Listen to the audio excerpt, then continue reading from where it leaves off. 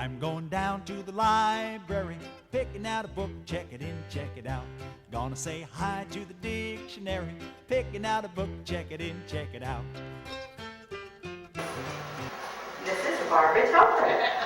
Tell us what years and where. Well, I went to Joseph G. Wilson, first grade, second grade, third grade, fourth grade. Fourth grade we started in the lunchroom because it was the year before Dry Hollow was built. And so one of our classes was in the lunchroom. One of the grades, Mrs. Wacker's fourth grade class, started out in the lunchroom. They uncondemned Court Street School. Did whatever they had to do to uncondemn it. And we went to school in the fourth grade at Court Street School. And then the next year they opened up Dry Hollow. And so then that took care of that. But we had to go to, we went up to the high school to eat. And I was really big on playing, we play softball in the lunch hour down in the playground at Court Street. And we got out at 11:45, and we'd race up to school, up to the thing, and have lunch, and race back down, and touch home base and call your place before the noon whistle. So we were not doing real well as far as nutrition went, probably. It was really bad. And I remember we were playing, Jack Newton was the principal, Molly Newton was one of the teachers. I had her that was the first year we had special reading, and I was in the top reading, or the next to the top reading class. But I also remember one time we were playing softball, and somebody hit a ball and hit Molly Newton, like in the collarbone or something, and almost knocked her out, or down. And that was, oh my God, that was just so scary that, the teacher was down on the ground, oh my God.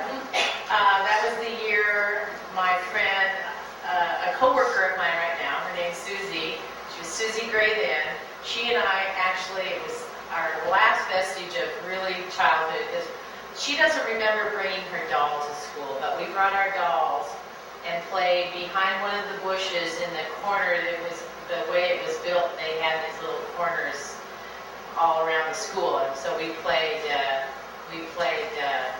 dolls in the corner. But then back for 5th and 6th grade, we were back at Joseph G. And I remember playing. It's so long ago. We played marbles. Boys and girls all played marbles. We played foursquare and tetherball. I remember Jody Hotman was really good at slamming the foursquare ball. He could get you out quicker than anybody. And it was a wonderful school. And I did get a brick.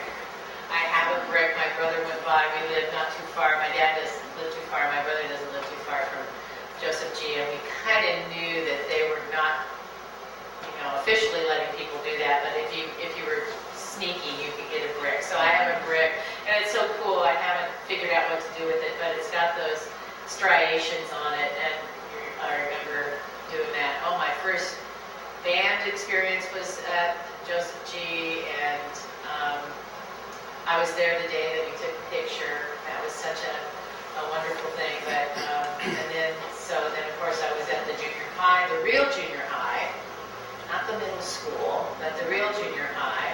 And I remember one time they did a special thing for the firefighters, and my dad was a firefighter, and he came off the roof. It was like a demonstration or something, and that was pretty cool. And just the whole class of us going up through junior high. I remember a whole bunch of us were in the same advanced classes, and so we all had the same English, and we had Harriet Unruh, who was a really interesting teacher, a wonderful woman, and a very interesting teacher. And she'd been gone for one day, and so for whatever reason, and she came back, and we got done, and she'd say things like, "Oh, we'll sit around and tell lies." And so at the end of the class, she says, "Oh, we got 2 minutes. We can sit around and tell lies." And Jody Hotman, who was kind of a political, he was the class president, and if he hadn't been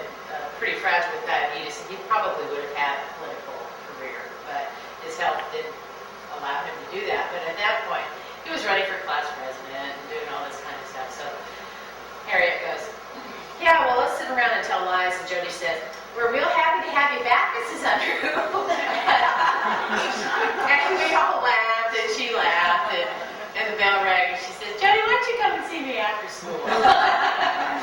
So he came and I asked him about it later, and he said, we just sat and talked for a while. And she kept him for about half an hour just to sort of take care of that. So then went to the to the high school, and I was in boosters. And I'm not sure when boosters ended, but we were still going strong. And I graduated in '68. It was in the 70s, Yeah, and nearly the mid-70s. and that was an interesting thing because you go, march in the parades, and you had white moccasins and white, kind of a white denim almost with red fringe, and we'd march in the Pendleton Roundup.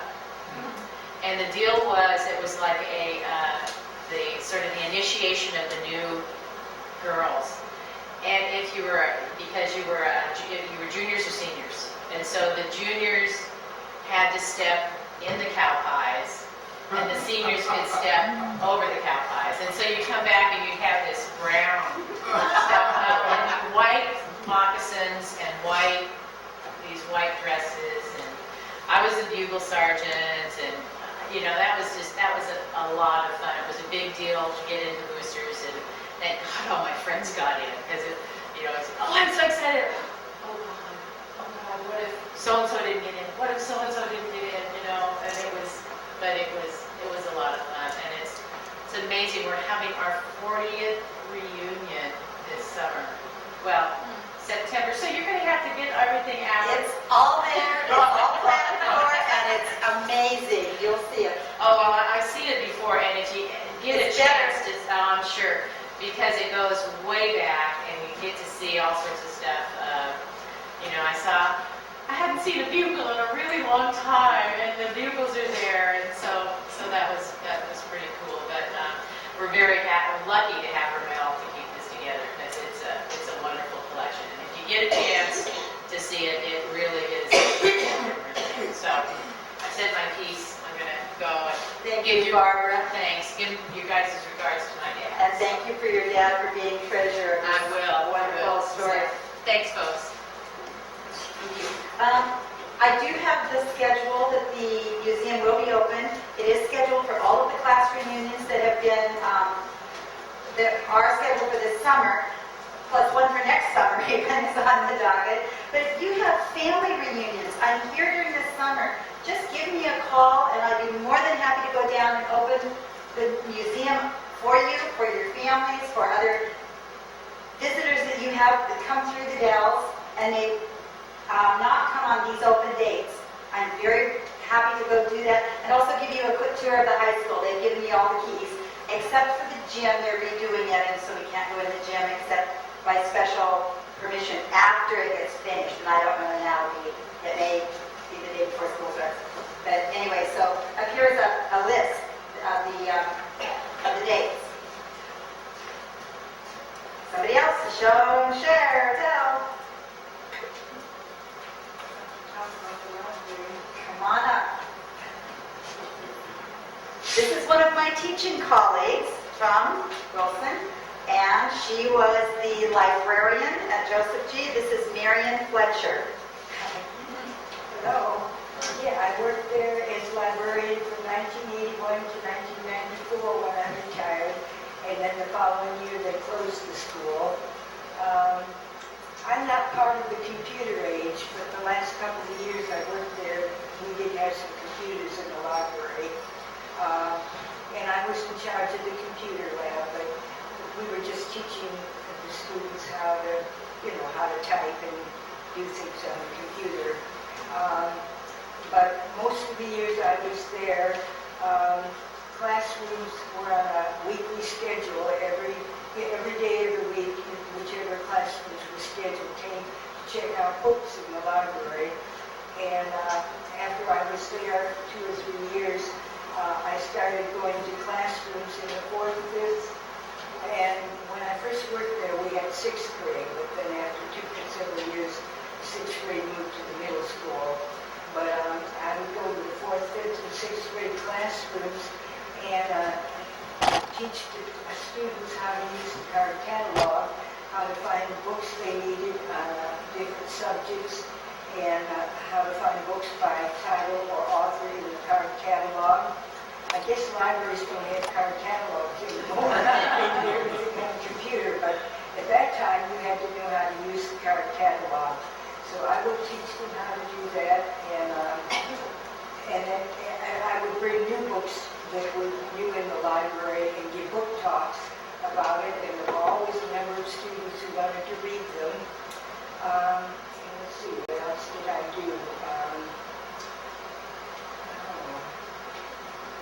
Well, I got to know the students rather well because even with the younger students in the first, second, and third grade, when I first worked there, I would go to the classrooms and just, I don't remember exactly what it was I did with them, but I remember going to Jean Ann David's classroom and sitting in a corner with some students around me, and we did something, I don't remember what, but she appreciated my coming, and I really remember the teachers very warmly, and the students, I retired in '94, and of course some of the students that were there in 1981 when I first went there had left our school and gone out to the middle school several years before I retired. But they're all grown up now, and when I go into the stores and shops around town, I don't recognize them, but they come up and speak to me. And that makes me feel so good, that they remember me, and they must have liked me, or they wouldn't bother to talk to me. So I really like that when a student comes up and speaks to me. Even the teachers now, after '94, so that was 14 years ago, wasn't it? I don't even recognize them sometimes, but they speak to me too. And that's wonderful. I'll be 80 years old in another year. But I really appreciate seeing the people who were with me when I was working those 13 years at the Wilson School. Well, I don't think I have anything more to say, but I do remember my years fondly. Thank you, Marion. Right. Someone else that attended school in this area, come on up. Would you like a stool to lean against? I think I'm all right. Okay. Hang on to my cane. I can do that. Marilyn Erickson. Well, I've been around the Dalles forever. My mother was born here. She taught school here. She taught school in some of the little one-room schools in Wasco County. Then she married and had a family and was widowed when I was 7. So she went to normal school down at Monmouth, and I, lucky kid, got in on 2 years of the new, learn when you're ready, I think it was a Dewey system or something of education. And they assumed that every child would learn to do things that you should know how to do when you were ready to learn them. I got into the 4th grade in another school, and the teacher said, all right, you number the lines from 1 to 10. Well, I did fine until I got down to 10. And I thought, does the 1 or the 0 come first? I didn't like math when I was in the 2nd grade. I didn't like it in the 3rd grade. I'm still training myself to do a little mental math. Well, my mother taught, and I probably should say something about her. She came back from her training and taught at Carnegie School. She had one little boy that was just very slow, and she tried everything. Somebody then told her about an article that had been published on the kinesthetic method of teaching children, and she read up on this, so she tried it. And the idea was, with numbers, you do the big motion. 1, 1. You give the child a chalk. He goes to the board. He makes a 1. He makes a 1.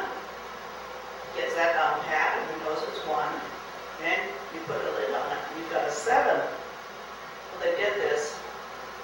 She got along probably when she came to about the 8s, he looked up at her one day and he said, "Miss Grandma, do we have to do this clear to 100? That really amused her.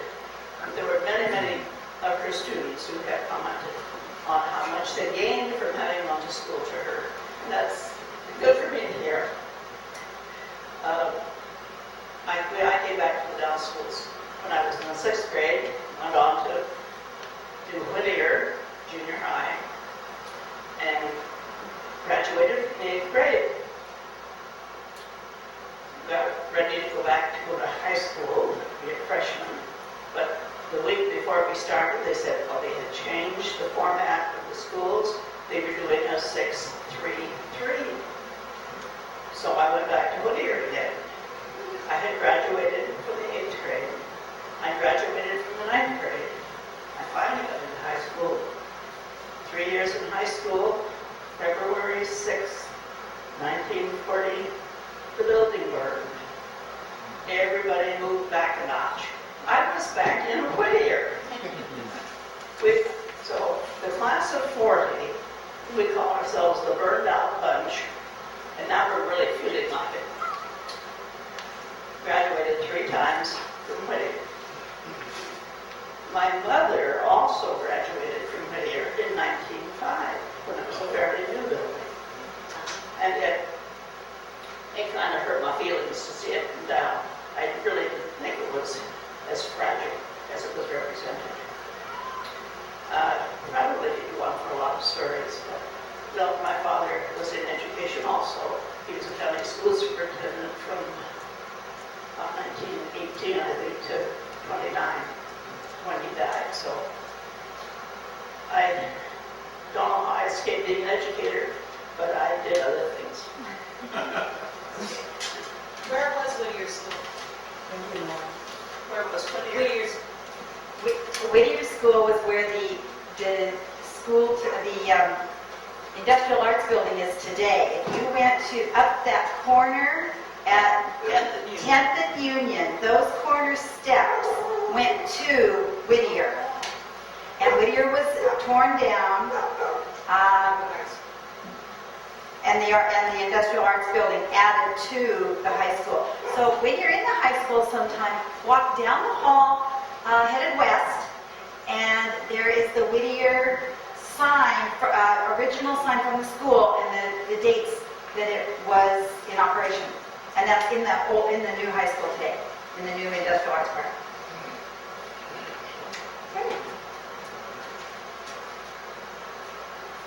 Ramel, I have a question. How wide is your interest? What kinds of things are you looking for to be donated?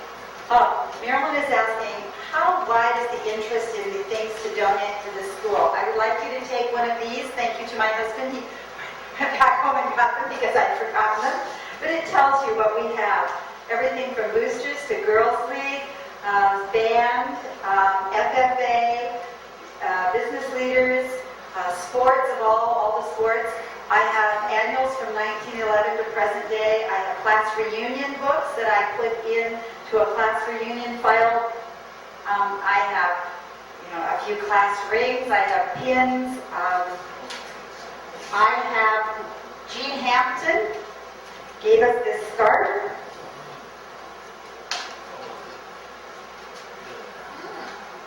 It was from 1940.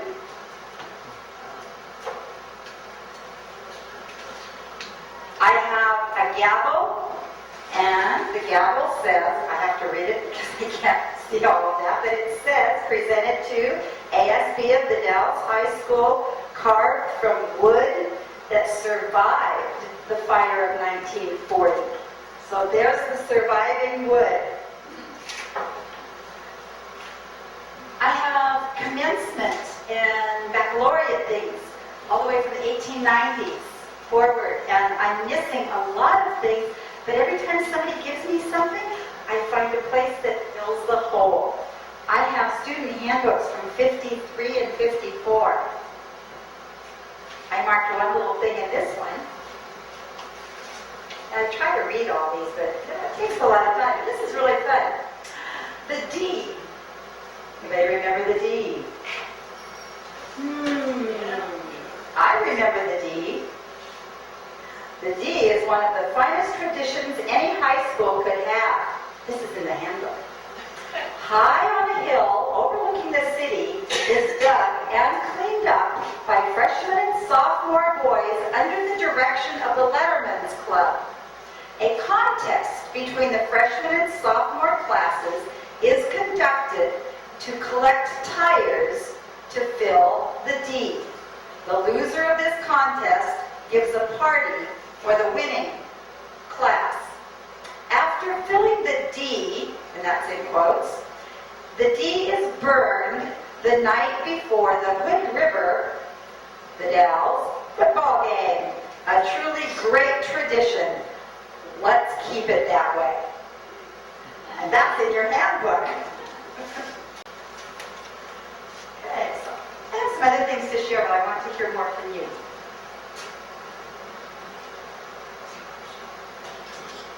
No, I sure didn't. Somebody else go? Do you have a category for quote-unquote famous people that have graduated from the Dalles? I don't have a particular place.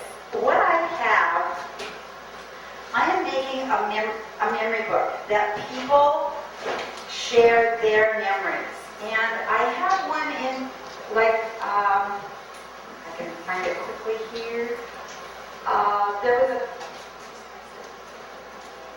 There was a fellow by the name of Stephen Fullenwider that was a famous lecturist and writer.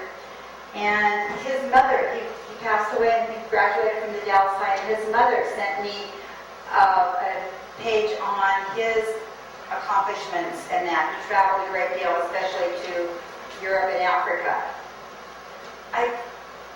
I have things from John Gavin, who was a principal and a superintendent, and I received those things from family members, but I don't have a special place for those. I just put them in with the rest of the archives. So maybe that's something I need to think about. And if people say I want this in a certain place separated, we can work on that. But this book is full of people that have written to me about their memories, and I will just be indexing it by name and by some of the decades. Anybody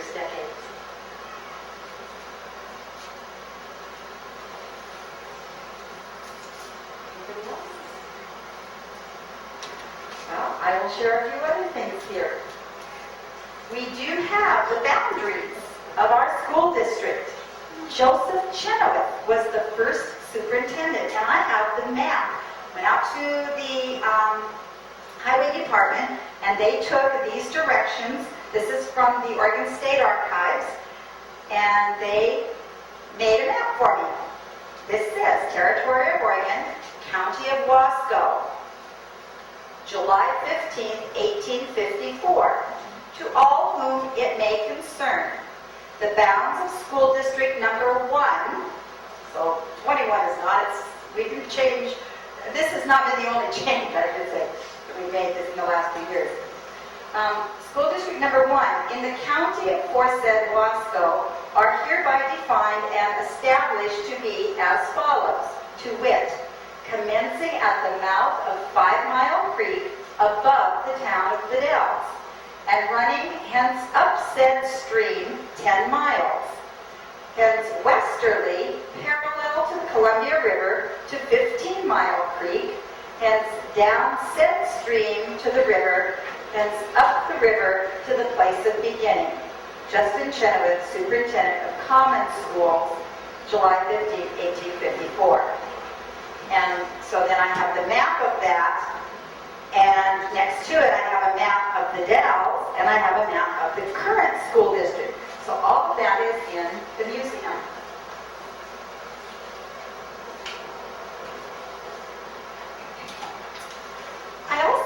have the original, my copies of the original school that was built in 1915, the Dalles High School. And you're welcome to, when we are dismissed, to come up and look at that. And yes, there was a swimming pool in the bottom of that school. And yes, it is in this picture. And yes, it is still there today. It is dry and used as storage. It has a lot of things stored in there, of which someday I hope to go take a look and see if I can find some things that we can put in the museum, things that people have forgotten. So.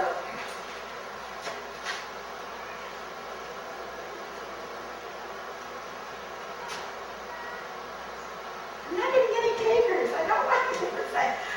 Well, you haven't asked how many people here went to school in the Dalles area. Or hey, they all had children that went to school in the Dalles. Tell us about not children.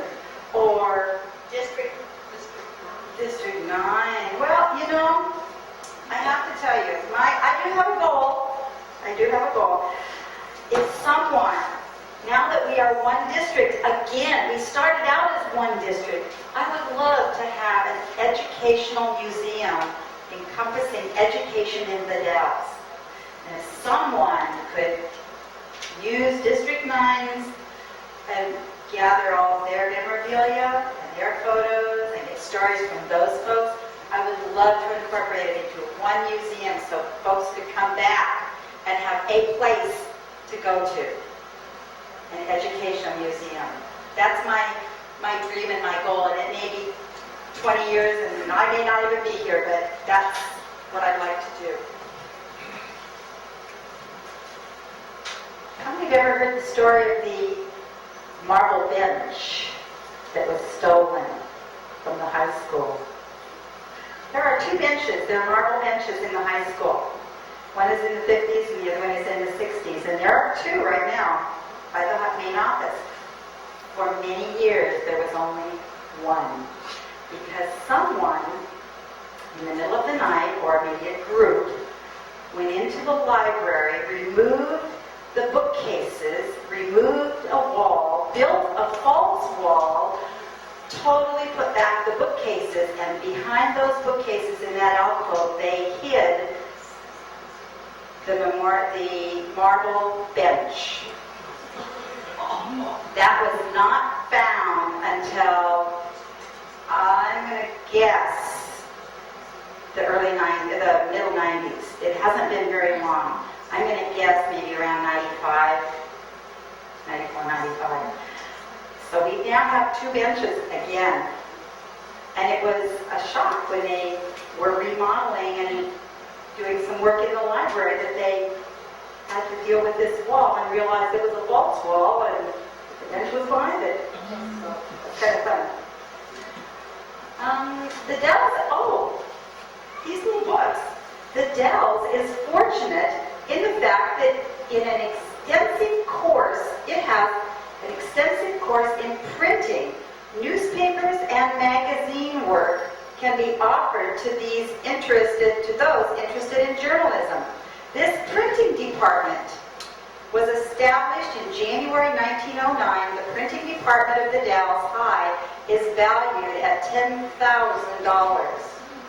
Imagine that amount of money in 1909. Of this amount, only $4,400 was appropriated to the school board of the district. The printing shop itself is directly responsible as that department that has been established on its present basis through the profits of this department. To be exact, the printing department of the Dalles High shows a profit of $5,600 since it has been established in 1908. The following productions are published in the Dalles High by the student printers, and it lists all of the things that they were printing, or most of them at that time. And this was in 1926, so that was more than 25 years later. They were still running this print shop. I wonder whatever happened to all those things today. That was a big corner of the basement in the building that burned in 1940. We don't have those things today. The other thing I have in my museum, John Gavin was a very prominent person in our district. He was a keeper. He kept essays and things that really appealed to him by the students. And in some of my digging, I found an essay that was handwritten in pencil in 1896 by a lady named Ida Omeg. Anybody recognize that name? I said, I wonder if that's any relation. So I called Mel Omeg, and he goes, Aunt Ida, yes. And so he has the original. I kept a copy. He has the original of her handwritten essay signed in 1896. So I have a lot of documentation, a lot of just fun things to look at in the museum. And I'm always interested in more.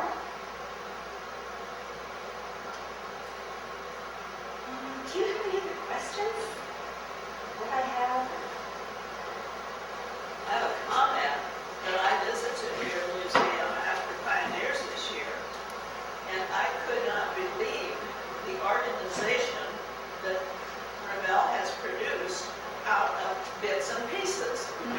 But they all fit. They don't look like they're little strangers side by side.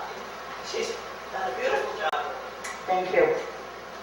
I try to group things by school. I do not have Dry Hollow. No one has given me the student photos, the class pictures, the teacher information. I do not have anything on Dry Hollow. I have very little on Court Street. So I have the high school, Wilson, because I taught there and researched it. I have all of Colonel Wright back to 1924 as far as class pictures and that. And I'm always looking for somebody to help name people. Looking at pictures and putting a name on people, because so many pictures don't come with names. Gina, I know you had children that went through school. Diana. Part of Diana did. So, do you have any thoughts or remembrances? Carl, you have students that went through. I had Jacob. I have in one of my folders a pencil sketching of a tennis shoe that Jacob did when he was in my 3rd grade. I have lots of things like that that are just stored away, and eventually I'll get them out too. But my husband knows I keep everything that my students give me. Do you have any memories? Carl Bakuder. I was thinking of the old junior high, which is not so old, but it's old and gone now. When we first came here, our daughter Chris was just going into junior high. We moved from Kentucky, but we have stories about the schools there. So we were happy to get her out of that situation into a small town, but the junior high, it gave her some problems at first because she looked at the old Quonset hut gym and said, it looks just like a barn. And I think the kids they made jokes about that building, going to the barn. And of course the old classroom buildings going up the hill were in sad shape at that point, and it was many years before they tore it down. That was 1977. What was the year they tore that down? There were buildings that had shifted there because of the underground slide, and there were cracks in the walls. 98, 99. It was a long time, and those buildings were held together with wire and masking tape, I think. We worried in 1977 about buildings collapsing on the children. I'm thinking of the barn, though. I'm thinking of that old Quonset hut and how that gymnasium used to be the scene of so many things, really a community center. The pioneers had their meeting there each year, and my interest in the courthouse, of course, got me connected with a lot of people that were part of the history here, and many of them were named Pioneer Man, Pioneer Woman of the Year. So I remember going to some of those banquets, even though it takes 50 years to become a pioneer, and I still had a number of years to go. One memory that really stands out about that building was, I believe, did the Shriners have circus? Were they the ones? Circus in the gym. The Shrine Circus in the gym. And the elephants. I had this wonderful old Pendleton jacket, and I wore that, and I was sitting in the bleacher there, and I took my son to the Shrine Circus.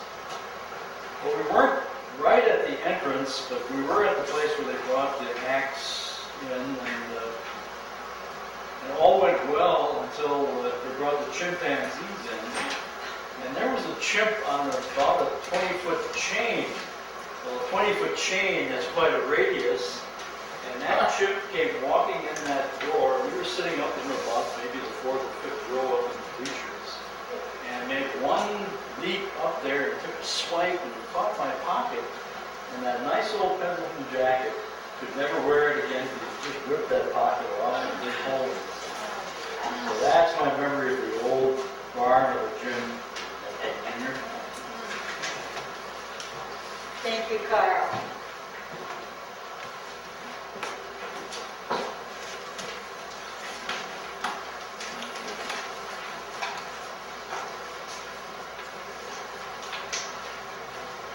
If someone did not get the schedule for the class reunions when the museum will be open and you want that, I can give that to you either through an email or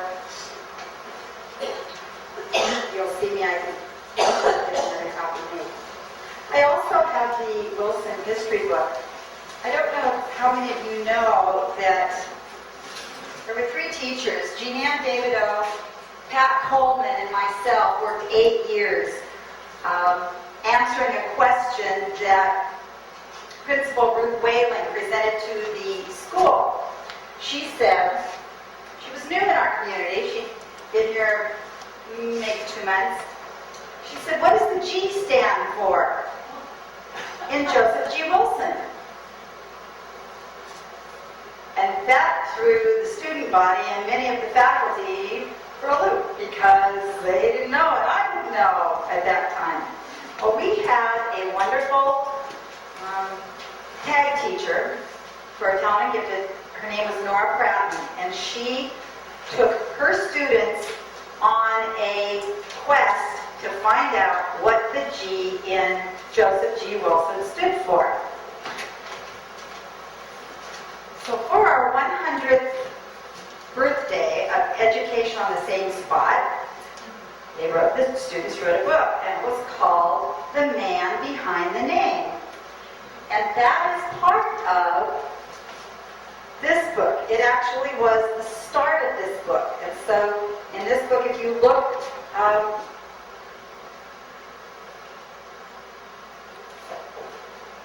toward the front, you'll see pages that have the rectangular lines around it, and that is actually where this small book is copied and referenced.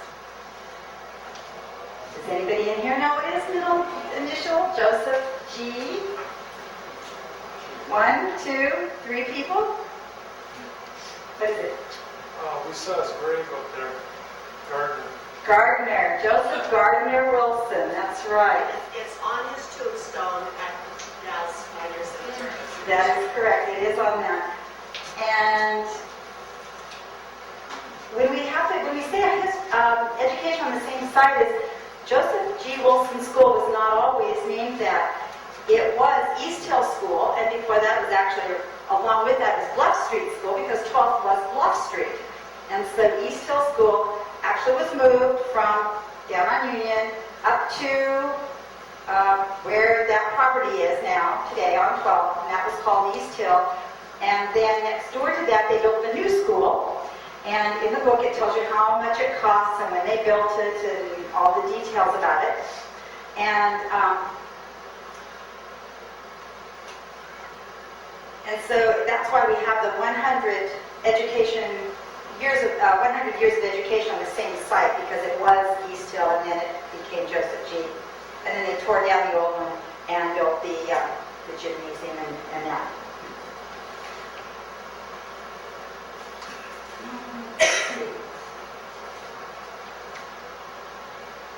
For any of you that are interested, we do have a few of these. We made 500 copies, and we borrowed the money from the school. We sold them for $40 each, and we sold more than half of them. And then they closed the school. We didn't have anybody to pay the money back to. So what we did is we put the money into an account, and we gave $500 scholarships every year at the Dalles High for the students that had gone to Wilson. And we have a plaque, and now it's in the museum because Riley Scode was in kindergarten the year they closed Wilson, and he graduated last year. So last year was the year that ended the scholarships. Can anybody guess what the $20 now? Because the 40, 20 went to the PTA, and 20 went back to the school to pay them back. And we don't have to pay the school back, so we just charge 20 for the book. Where does that $20 go? My museum. That's what's keeping me in archive, acid-free sleeves, and archival quality paper to mount things on, and the pens and all that take that kind of, and the archival quality plastic, or not plastic, they're actually a tub that you can keep things dust-free. So I bought all of those and with that money, but that's what keeps us afloat. So I don't know if they were talking about what was keeping this afloat. Well, it's my class reunion donations and someone's books. So, thank you, Mary. All right, I don't have anything else, so unless you have other questions, please come to the museum. It's really fun to look, and just take time, or come back frequently. Thank you. Thank you.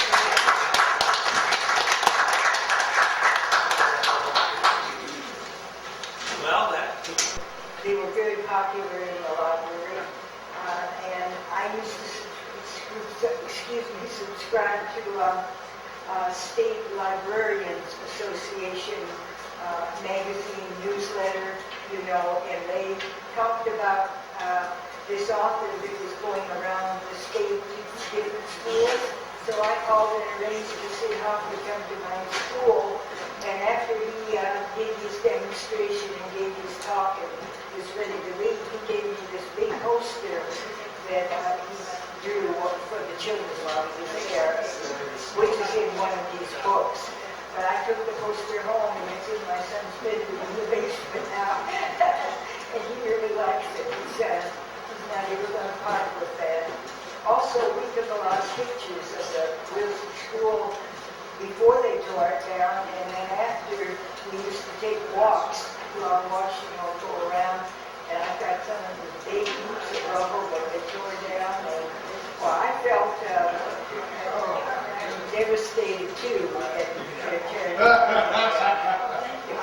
But we really liked that poster, and the students enjoyed having it often come to school. And Pat Coleman, likely especially, and one time she and I drove into Portland and went to another author lecture someplace in Portland. I don't know where, but she was a good supporter of that kind of activity of the library.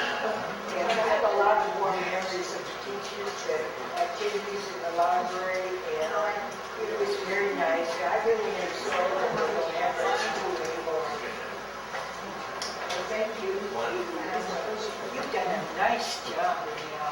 Picking out a book, check it in, check it out.